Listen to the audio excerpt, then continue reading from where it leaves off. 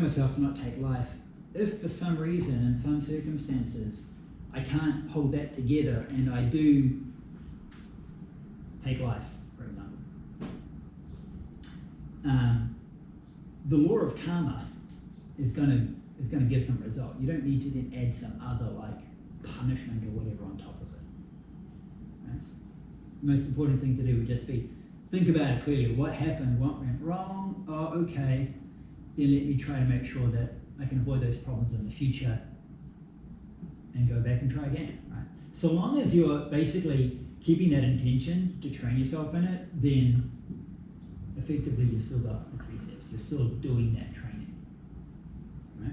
So there's a couple of points I'd like to mention at first. I find particularly undergrads always want to know, like, if I do this, does that break the rules? If I do that, is that okay? They kind of want like this legalistic sense whereby everything on this side is fine and everything on this side is not fine.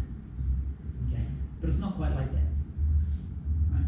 In terms of the karma thing going on, there can be lots of things that don't break the precept that are still got all sorts of negative emotions going. Right? And they're going to have their results. And not to say that, getting annoyed with a mosquito that lands on you and like, evil mosquito, compared to plotting some insane serial killer murder, well, they both took life, therefore they must both be equally bad. No way, right? There's a massive difference between those actions and the results that are going to be a consequence of it. So you've got like a spectrum. Where exactly you want to join the line, and this is another thing to do with the voluntary, is because it's a training you're taking up for yourself, you can effectively draw the line where you want to, and there are many cases of that. Typically the 5 precepts get like, you take them together as a group, but you can choose to do some of them. You might think, that precept, I can't do that. No, I can't work on all 5 of these at the moment, so I'm not going to deal with that. I'm just going to deal with a couple of the ones that I can kind of deal with at a time. Yeah. And so to like give an example, like in a classic example, story of like a butcher who this is in Buddhist time, and he kind of wants to practice what the Buddha's teaching, but he's like, I'm a butcher. My job is to slaughter animals. So basically says, well, I can't for now. It'd be nice if I could change my job, but I can't for now. So what I'm going to do is I'm only going to slaughter animals Monday till Friday, 9 to 5. But not on the weekends and not after work. You might think, well, he's still, but think about it, like, it's still better than doing it 24/7, right? So that's like, for him, that's an attainable goal. And if you think about a game like that, set your goals where you want to. Once you can do that nice and clearly and properly, you set your goal higher. Right? Constantly upgrading your goals. Or like, it's not a precept, smoking cigarettes and you want to quit cigarettes. If you smoke 2 packs a day, you might want to, okay, first goal, smoke 1 pack a day. Right? Okay, if I can maintain this for a while, let me cut down to 1 pack every 2 days. Right? And then you slowly work on it like that. So it's a good way to think about like that for these trainings of like setting your own goals, and they apply to yourself. So using them then as, criteria for judging others is just a bit of and it's not really helping anyone. Unless maybe you've like told others because you want others to give you support to do that. I mean, that kind of makes sense. Okay, so far so good? Okay, so let's get into these precepts. So they're all, when one takes the precepts, they're all phrased as like, I vow to undertake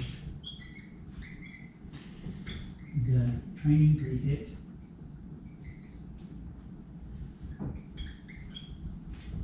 to refrain from, just stop, right? Refrain from, insert X here, right? So that phrasing I think is very important. Now what are the things here? So typically the precepts, there are 5 of them, though the first 4 are qualitatively different from the last one. Taking life.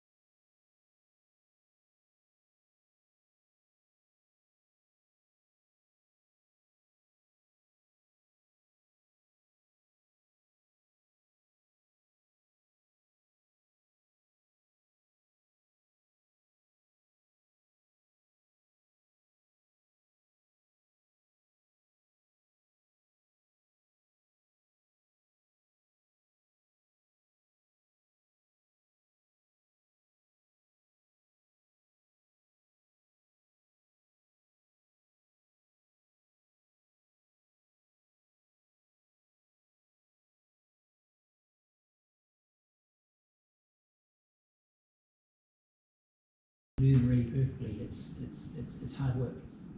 And so that since the precepts and vows that you undertake, you train to be better at them. How far does it go into influencing others' behavior? Like if you see some people beating up on one person, maybe they're going to kill him. If they're going to speed at someone and kill them, I won't be standing back and watching them do it. That's for sure. To pick a different example, that example's a bit too easy to me. So that was very obvious and easy. Then let's say, for example, if we take the precept of don't take life, and if we observe in nature, say a wolf killing a deer, can you say to that wolf, hey, don't harm that deer? Well, you could probably say to the wolf, I don't think the wolf's going to listen to you. Unless you try to what are you going to do? You can't shoot the wolf. That kind of backfires. You just rugby tackle him or something. It might be someone else's life that gets lost. Yeah, so for nature, there's not much you can do about that. There's not much you can do about that, really. Or maybe it's a bit like, a lot of temples have cats and dogs, that they then kind of force vegetarianism on them. Dogs, if you're careful, I think dogs can be vegetarian, but you have to do it very carefully. Cats, though, I don't think cats can do it. The cats probably they'll just go and find something to eat. They'll just go catch something. Then enforcing that on other creatures, again, it's a bit of a tough call. And again, why, if you go back to the rules, the monasteries aren't supposed to keep any animals like that at all. Partly for those reasons. So I think what you kind of have is, in big monasteries, they don't keep cats. There are cats there, and they don't stop the cats because they just happen to be there. So they kind of they're not deliberately trying to raise the cats, but then they're not trying to push them away, and then the cats do what they do and get rid of the rats. You kind of have a bit of some kind of natural symbiosis going on there, something like that.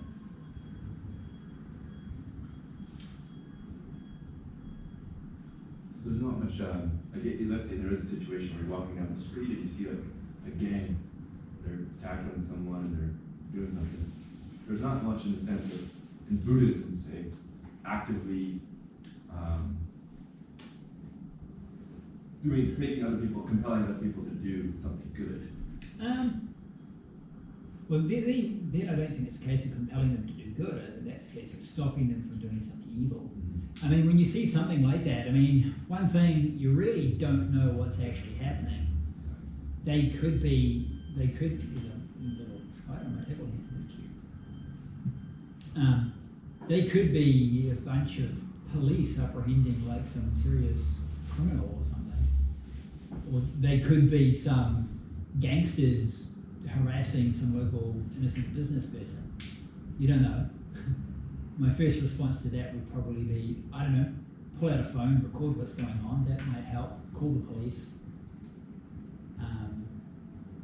Depending on how it's going, if they were starting to violently attack them, even police aren't allowed to do that. But you're gonna, how much do we cherish our own life? Most of the time we're like, oh, I don't want to get involved, I might get hurt. The Bodhisattva spirit would kind of be, oh, don't worry about myself. If I get beaten up, but I can save this person, that's okay. So it comes down to our own thing. But you have raised kind of a related thing. Let's say if we do something like false speech or any of these, there's a difference between an act of commission and an act of omission. So there's a difference between actually doing an action that takes life and not doing something which results in them dying. Right? So this is an example given euthanasia. One is you actually give them some kind of, not medicine, something that basically kills them, effectively it's a poison. But there's another way which might be you don't feed them.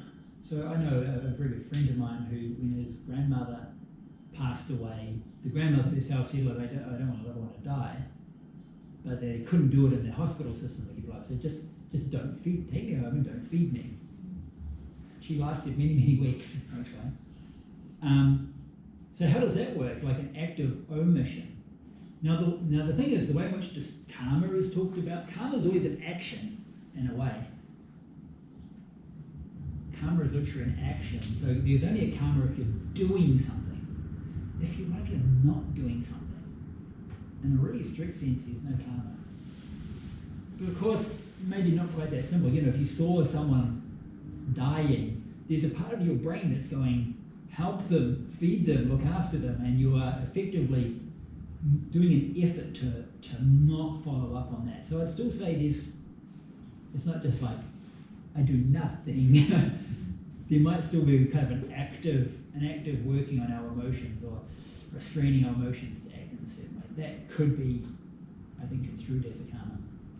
But that comes back to your question, so like, if someone's getting beaten up like that and you don't do anything, you're either like, oh, yeah, I'll help beat him up too. Hey, well, that's obviously a negative one. Or I'll jump in and try to save the person. So that's going to be a wholesome, compassionate action because you want to stop them from being harmed. Not doing anything, strictly speaking, you're not doing any karma, so there's no fault. So there's no kind of sense of like duty.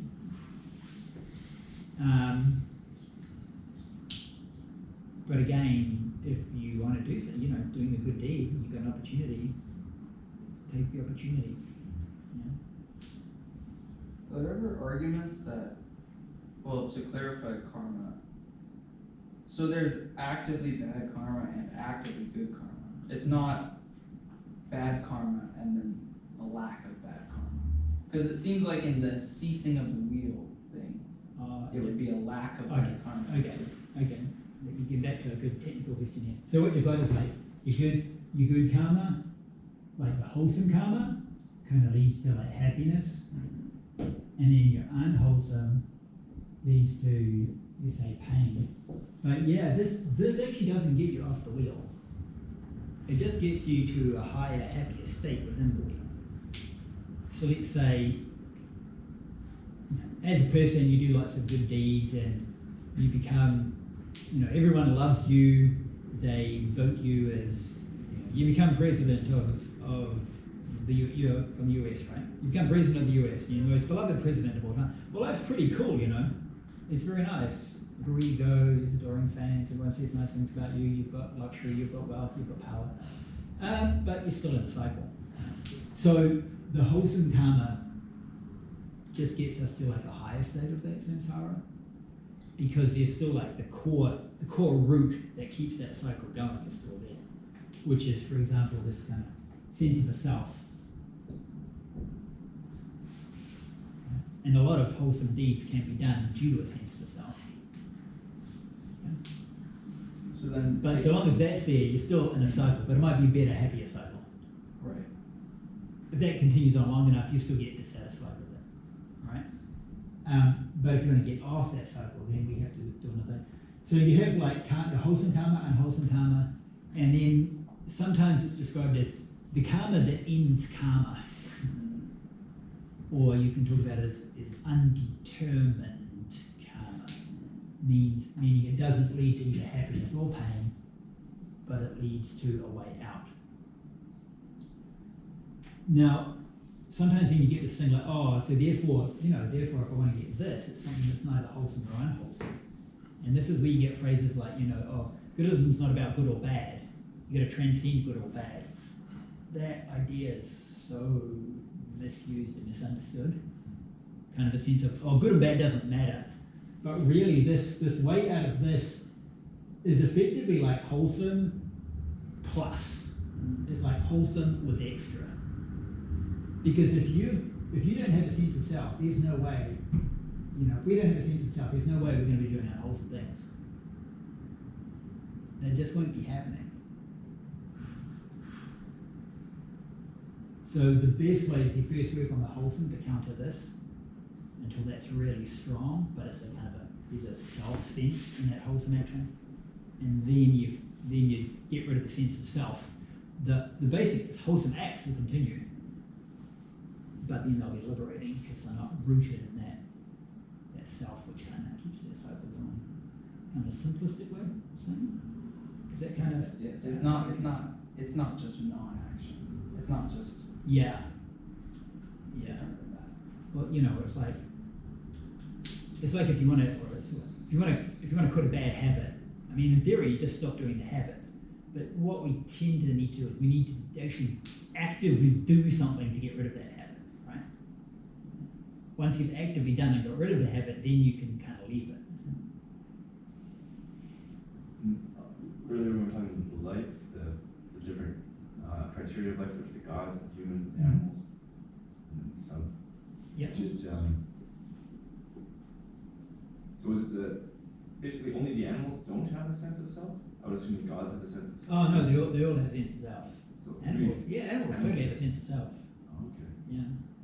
Interesting. It's a very it's not like a human kind of sense. Of like, I am me, I am this is where I'm from, this is what I've done, read my CV. But they totally have a sense of like self, you know. So far we haven't really been able to observe much, but we have observed some in psychology. There have been studies where they've put a chimpanzee in front of a mirror, put lipstick on the chimpanzee. The chimpanzee sees the mirror, wipes its lips. Okay. So it's aware I think of that's itself. a bit different though, I think.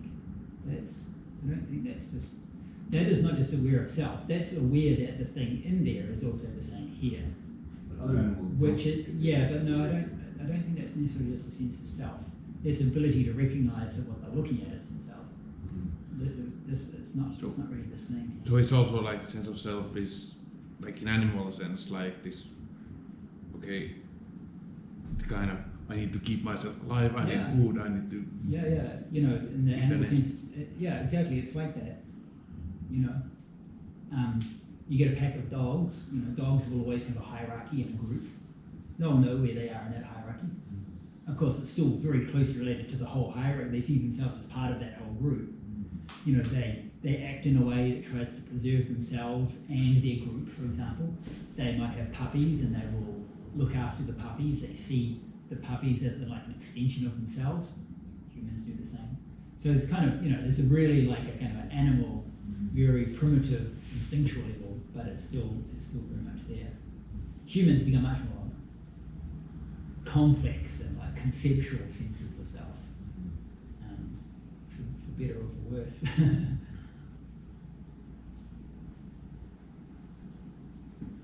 Okay, so these are like guidelines, and just let's wrap up this and maybe talk about something else. But I think what's important is like keep in mind it's a training. So like how far you want to do it, or you know, it's up to the individual to decide. You know, okay, I'm trying to do this to try to get out of bad habits, develop good habits, try to work myself towards the point where this can be a good lifestyle foundation conducive to meditation and insight. So what things should I work on? So think of it as a training, like a personal training program. I mean, while you get to set it yourself, like any of these things, it's always good to have a good teacher. Ideally, people sometimes like to have a famous teacher, because famous, you know, my teacher's the Dalai Lama, you know. Sure, and I'm sure you're like line messaging the Dalai Lama every day or two to ask questions. Probably not. But a teacher who, like, we've actually got a bit of a relationship with, because it's like having a family doctor. If the doctor knows you since you've been young and knows your family, they're kind of much better able to know what might be the problem and know how to help us. So while we get to set it ourselves, it's always good to talk to someone else about exactly what we want to train ourselves in. So let's jump out of these precepts and then talk about, time is really out here, but maybe talk about relationships. And then maybe even just this whole teacher thing is one. Oh, wrong color.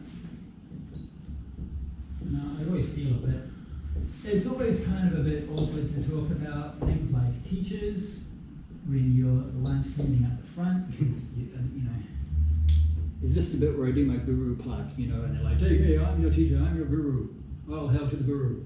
I don't want to do that, but I also feel like, you know, we're talking about Buddhism, and teachers do have an important role, so I still want to let you know about that, and finding a good teacher, somebody that you can have a good relationship with, that can understand you, but someone who also really does understand the Dharma well and has that compassion and the time and energy to help you can be very, very valuable. But it's not just teachers. There's a really well-known sutra called the Siglavala Sutta. To cut a long story short, it's sometimes called like kind of the layperson's ethics. It's a young Brahmin man who every morning he literally worships, like prostrates to the 6 directions, north, south, east, west, above and below, because his father told him to do that on his deathbed. So the Buddha sees him and says, "Oh, why are you doing this?" He says, "Because my father does it." And he says, "Well, worshipping literally to the 6 directions isn't going to help you." But the Buddha explains each of the directions as like a different kind of relationship that we have. And he says that to pay respect to the 6 directions means to pay respect to the 6 different types of relationships that we have between other people. So the East is our parents, the South, so the East is where the sun comes up, so that's like the start of life. The South is our teachers, because the South is where the sun comes from, it's the sunny direction. The West, which is where when we're old and we're about to pass away, we're probably with maybe husband or wife or spouse or partner. The North is our friends. Below are like workers and servants, and above are like spiritual teachers. So kind of like divides them up into these different categories. And it's kind of interesting when the Buddha goes through these, because talking about these types of relationships, there's kind of like obligations on both sides. They're not the same obligations. It's kind of interesting. It's not that just like our relationships with every other person are exactly on the same level, and then what I should do for you and what you should do for me is exactly the same. No, but they're complementary. They reflect different roles, but there are obligations on both sides, not just, so for example, if you get into more Chinese philosophy, it tends to be like children must be filial to their parents, but you very seldom hear about what parents must do for their children. It seems quite one-sided. So there's details about that. But I think another really important one is simply, friends. The people that we spend most of our time with. We choose our friends because people that have like common experiences, common ideals, or whatever. But good friends and bad friends can have a pretty big difference on us. Sometimes we spend time with people and we come away and we feel very just feel good, happy, positive state. Sometimes we might spend time with people and just come away feeling just what that person wants to do or talk about or think about, just kind of like agitating or kind of vexing in a way. So the Buddha did spend quite a bit of time talking about friends. Well, strictly speaking, in Buddhist terms, even a so-called teacher is what's called a good friend. Kasali Mitra, right? Kalyana Mitra. In Chinese sense, it's a good friend. But the role of friends, I think, is an important one, and time that we spend with people, particularly, if I can say for myself, so, when I decided I wanted to spend more time, okay, I'm really going to give this Buddhist practice a good shot. Kind of realized that some of my old friends, there's certain things that they were more interested in doing that I felt were a bit not so much interested in them anymore. And you can sometimes be in a situation whereby it can be a bit tough because we don't like to lose friends. If you're in a group of people that you're around and you say, well, I want to be vegetarian, and if all your friends are giving you a hard time for being vegetarian, it's hard. It's just really hard work, right? And we might be afraid, if I act like this, I'm going to lose friends or whatever. But there'll always be other people, put it that way. So don't be afraid. Don't be afraid to change ourselves just because we think some other people are going to not agree with us or even try to kind of pull us down to their level. I think we really do ourselves a bit of an injustice by doing that. And another thing related to friends, what I was thinking about is, I mean, because this also, of course, directly connects to lifestyle. If we're going to take the step of talking about, lifestyle as conducive to a meditative spiritual life, whatever that means.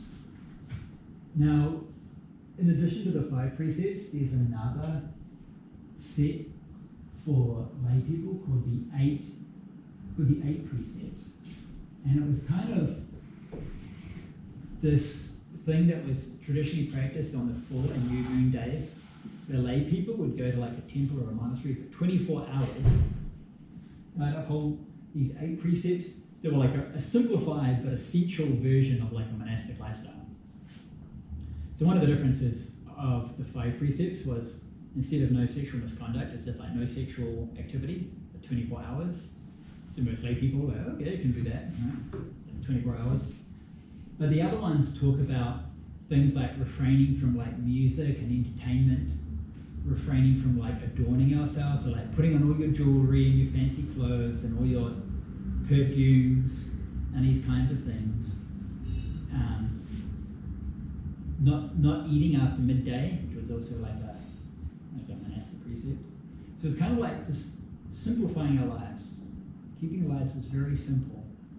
And part of that, I think, is like, not listening to, say, music and entertainment, is lowering the amount of like sensory stimulation that we have. And I think that's quite a big one. I think now that, there's a lot of talk about, say, social media, there's people that do like social media fasting. Like, I'm going to go offline for like a day or a week or a month or whatever. Because I think people are realizing that has an effect on us. It's a little bit different from, say, just direct sensory stimulation, like listening to huge amounts of music, or like when you go to a concert, it's sound and light show. It's deliberately trying to like hit your senses, and it goes right through, right, the mind and the whole body. And it generates all sorts of emotions and tensions within the body. And then this is like setting that aside, right? The more we get caught up in it, the more the mind gets stuck in it, the more difficult it is to meditate, calm, and have a clear, focused mind. So there were these practices, this kind of 8 precepts, 24-hour 8 precepts retreats. But if we're gonna, there's different places in Taiwan that do that. If you want to find an English language one, and you're shaking your head there. Yeah, I don't know of any places that do that. But you can kind of, if you take on the basic principle, do a 24-hour media fast, but not just media, but like, also things like music, like TV. Probably a lot of us would find like, no cell phone, no TV, no entertainment. What do? We kind of go a bit kind of crazy with it, I think a lot of people. But it can be good. It just calms down. Ideally you might say, I'll do meditation all that time. But even if you don't do that, even if you just don't hit the heavy stimulation a lot, it's calming. Do that on a weekend. It's quite calming, it's refreshing. Next day, start work, say on a Monday or whatever, you'll feel clearer than if you've had a very overly busy, overly stimulating weekend where you kind of feel like drained. Are you going to say something? Just saying that was sounds like a good idea actually.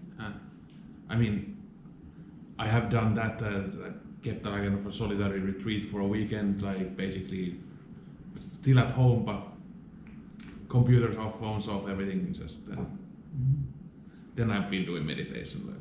I had a schedule, but still, it's reasonably possible to do that even in the home. Sure. Yeah, it's definitely possible to do by yourself. Again, it's the sort of thing, when they do these 8 precepts retreats, they usually do it as a group because it's easier to do it with a bunch of people than like alone. Some places do these with like silent retreats as well, but traditionally they didn't have to be silent. And I think if you go to like, if you go somewhere like Sri Lanka, they can be quite social things again.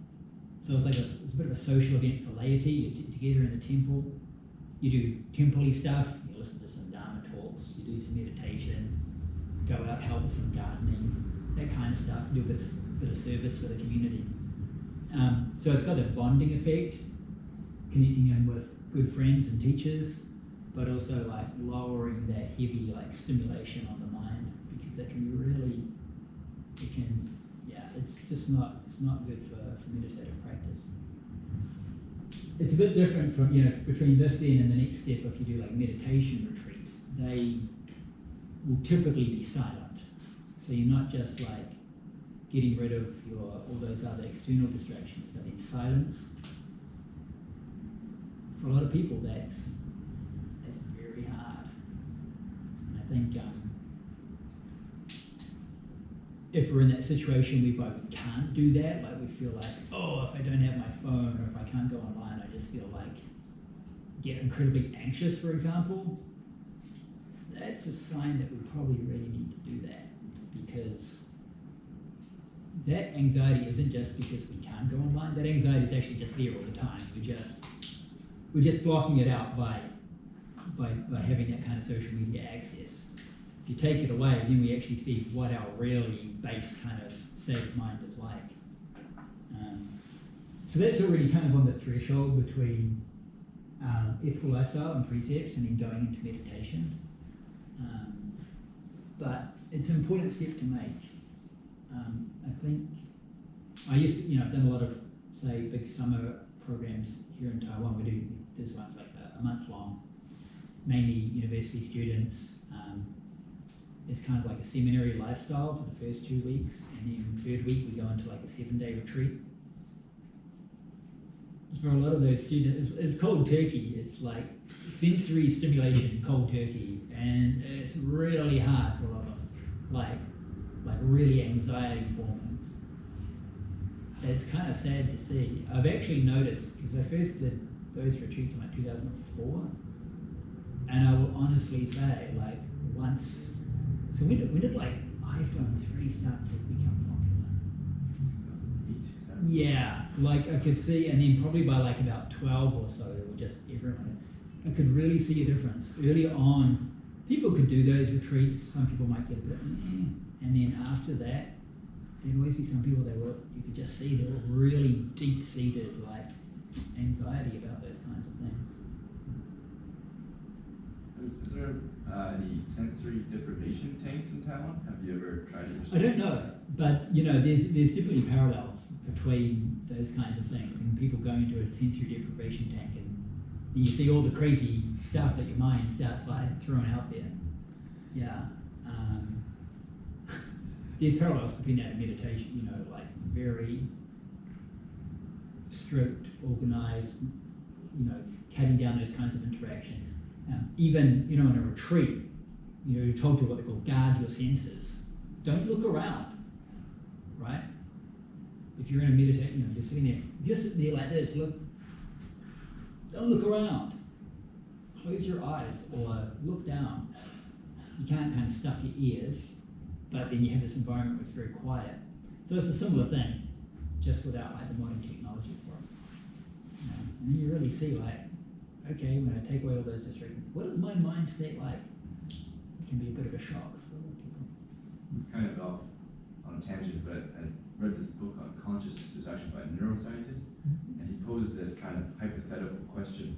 And in this hypothetical world, there's a child born with no senses whatsoever, taste, touch, sound, 0 senses, but the child's living is kept alive through, IV and respirator and goes to the bathroom, but he's basically essentially a vegetable in bed.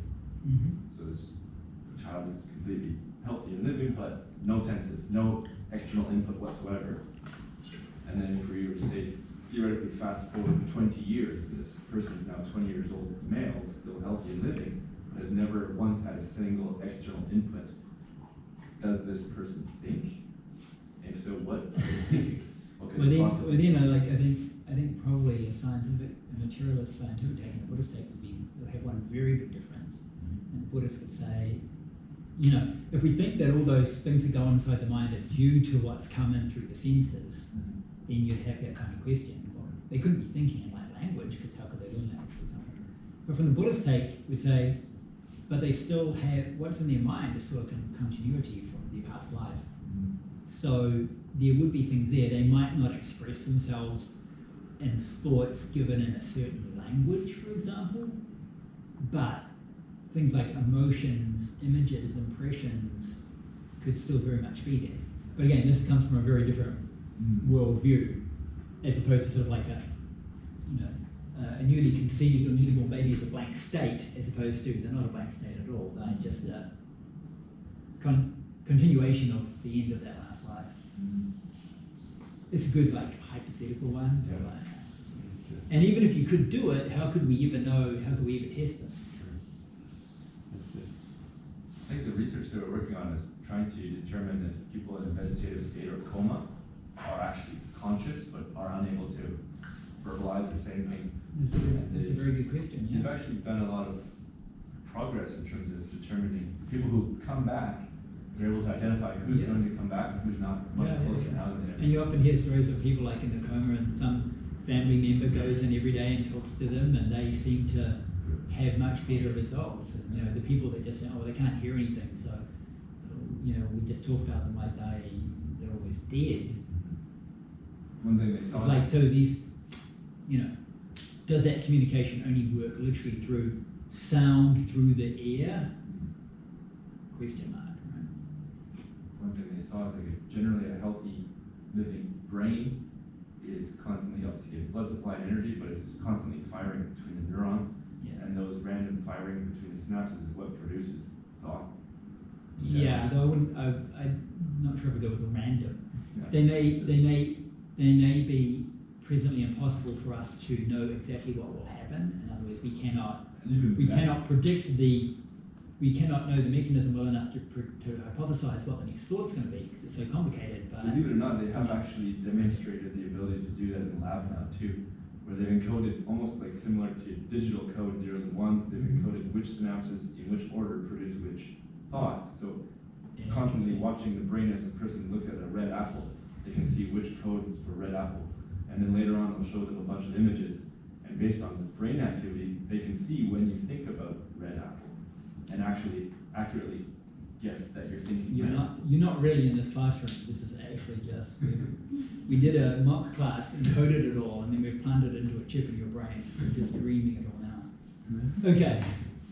Now, the mind is a truly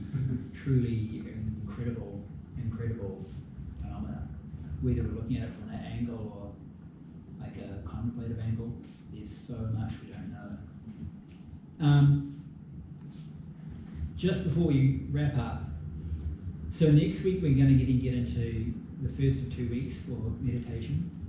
Now, have managed to find a location. It's not here, but it's just like one MRT stop away, and just off the MRT stop. It's kind of like kind of like a community centre. There's a library and there's a swimming pool, and we're like on the ground floor, just under the library there. They need us out though by 11:30. So first question is this: would you prefer to do 9:30 to 11:30, and so we still do 2 hours, or shall we just go from start at 10 and we go through to 11:30? And 11:30 we can just like, because it's also like right next to like a little park, so we could just like come out at 11:30 and use the last half hour to just literally sit around in the park, and we could just continue a conversation there as well. So just kind of two basic options, or whether